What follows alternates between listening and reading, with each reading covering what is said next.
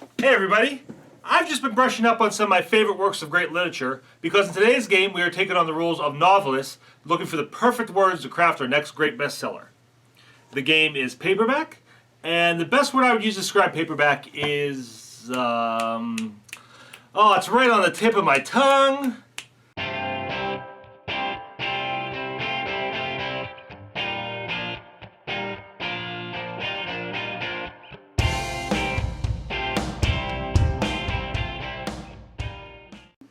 Paperback is a hybrid of a word game and a deck builder for 2 to 5 players. In this game, you're going to need a combination of good vocabulary and even better strategy to win. Let's take a look. As with all deck builders, this game starts you out with a deck of basic cards. You start with L, S, N, R, T, and you have no vowels, but you do have these 5 wild cards that you can use for anything. You're also going to have access to this common card. Everybody can use this, so right now the common card is an A, and you could use that as if it was one of the cards in your hand. Let's just say my starting hand, I draw up 5 to begin with, so I have L, R, T, and 2 wild cards. I could take the L, use the A, T, use a wild as an E, R, and that spells later. So I spelled that word. I count up my score for the word. This number right here is the score for that card. So I have 1, 2, 3. No score for the wild cards. And I get 4 because of the point on the common card. So I have a total of 4 points to spend. I could spend them up here in what's called the offer and buy new letter cards. You can see there's different kinds of cards. Some have double letters on them. Some cards have abilities. So if you use that letter to future word, you can resolve that ability as well. My other option is to buy these fame cards. The fame cards have a cost on them and a fame point value. And at the end of the game, your fame points are going to be your victory points. That's going to how you're going to win the game. So you want to try and snatch those up as often as you can. And like I said, there's different points and costs. And these are the covers of the books that we're writing right now.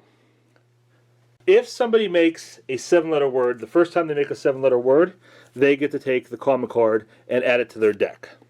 Then it goes to 8 letters. Somebody has to make an 8-letter word to take the next card, and so on until you get to 10 letters. If someone makes a 10-letter word, takes that last card, the game automatically ends. The other way to end a game is for 2 of these fame card piles to be purchased and be completely gone. Once one of those 2 things happen, everybody counts up their fame points. Whoever has the most wins the game. There are a couple other things you can add to the game, such as attack cards.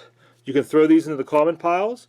And you see here there's attacks, and these are just different ways for the cards to affect other players other than yourself.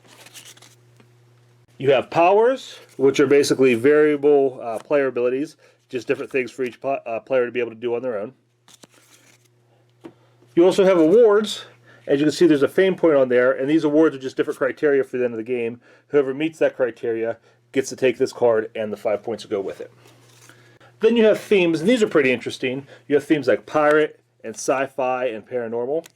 And basically, if you make a word that fits the theme, it doesn't have to be one of these, those are just examples, then you get to take this card, and for the time being, you have those 5 points. But if after that somebody else makes a word that fits the theme, they take the card from you. So the card's like kind of like a hot potato being passed around, and whoever ends the game with the card gets the 5 points. So there's just a few things you can mix and match into the game as you like to kind of customize the game to maximize your enjoyment of it. And that's how you play Paperback. I like word games and I like deck builders, so I really enjoy Paperback. If you like one of those things but aren't that into the other, there's still probably something here for you. If you just like word games and the challenge of making the best word possible, then you're going to be able to do that in this game and you'll enjoy it. If you like the strategy of deck building but not so much the word building aspect, then you're still going to be able to have fun with this game because there is a very strong deck building element. If you don't want to focus on just the words and making the best possible word, then you can focus on things like the cards that have abilities on them and maximizing those. Also, you have to decide when you're going to buy your fame cards. Your fame cards are your points. That's how you win the game. But also, in the meantime, they clog your deck. They act as wild cards, just like those starting cards do, but they give you no points towards building up your deck and making it better. So you got to figure out the most opportune time to start bringing those into your deck. Also, you don't have to have a great vocabulary to enjoy this game. It's not like Scrabble where you need to know a bunch of obscure words and be able to figure out what you're going to do when you have a Q, a P, and 3 L's.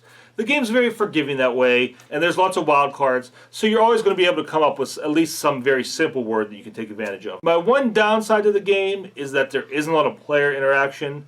Most of the time, at least the basic game with nothing else added in, this game could potentially be played in complete silence. You really don't have to talk to each other. You could even play your cards down.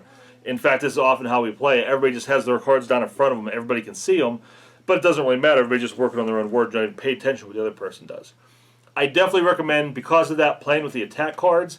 That at least makes people hold on to their cards.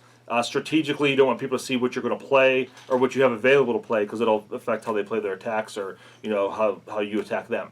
I like the other things, the awards, the powers, the themes. Those are all cool. And again, you mix and match those to your taste, to your liking. But I think they're all great additions to the game. Overall, I think the Venn diagram is people who love deck builders, people who love board games, really going to love Paperback. People who really love one and can tolerate the other are going to enjoy it. The only way you won't like this game is if you really hate one of those aspects of it. If you just don't like word games, you don't like deck builders, then this probably isn't the game for you. So subjective that way because of the nature of the game. But personally, I really enjoyed it, and I think it's worth checking out. Alright everybody, thanks so much for watching this episode of Roll and Move Reviews. Please leave me a comment, let me know what you thought of the video, and tell me your thoughts on Paperback. Please be sure to subscribe to the YouTube channel, like us on Facebook, follow us on Twitter, links on everything below. Be sure to visit our sponsor website, alteregogames.net, going to get you great deals on games for the holidays. If you want to watch our older videos, watch them on YouTube, Facebook, Board Game Geek, or the Alter Ego Games site. Otherwise, that's all I have for today, guys. Thanks for watching. Until next time, have fun out there.